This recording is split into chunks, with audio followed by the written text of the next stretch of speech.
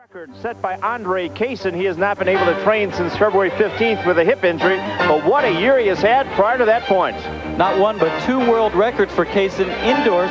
He won the World Indoor Championships last year in Seville, Spain. Came back to Spain for the second of his world indoor records this year, 6.41 seconds. A little too much racing and traveling for Andre Kaysen. He's going to be out until the outdoor season.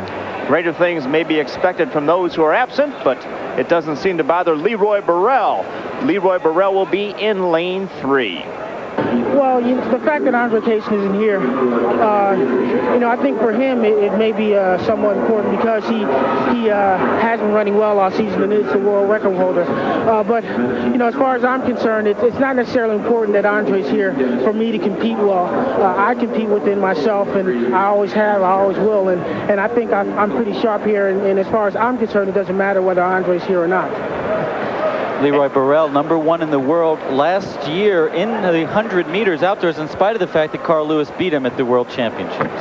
And we saw him earlier wipe out the previous meet record. So Leroy Burrell definitely is running well. And as he said, running within himself and against himself. Well, but he'll be running against Dennis Mitchell, who was third in the Outdoor World Championship.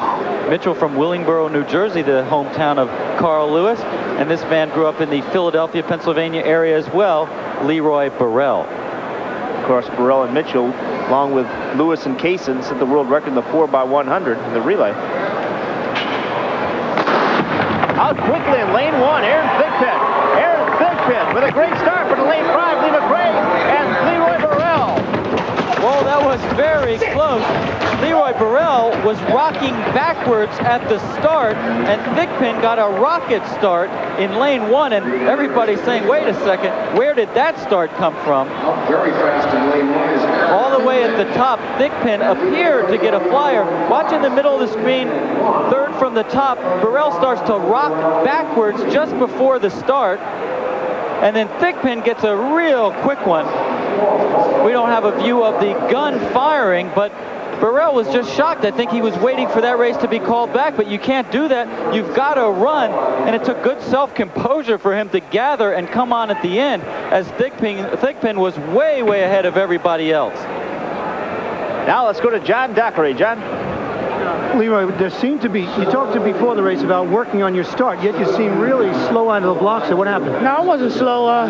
It's just, Thigpen, he got one on the gun, and he got out there pretty quickly. But, the start sets up the running, and the running was set up very well. Here it is again. Watch yourself. You're behind right here. Well, it's like I said, the start sets up the running, but, I set up the start so I can do things like this. And, and sometimes it doesn't. It's not how you start, it's how you finish. And, it was actually a pretty easy race, to be honest. Really? You weren't worried midway through when you were behind?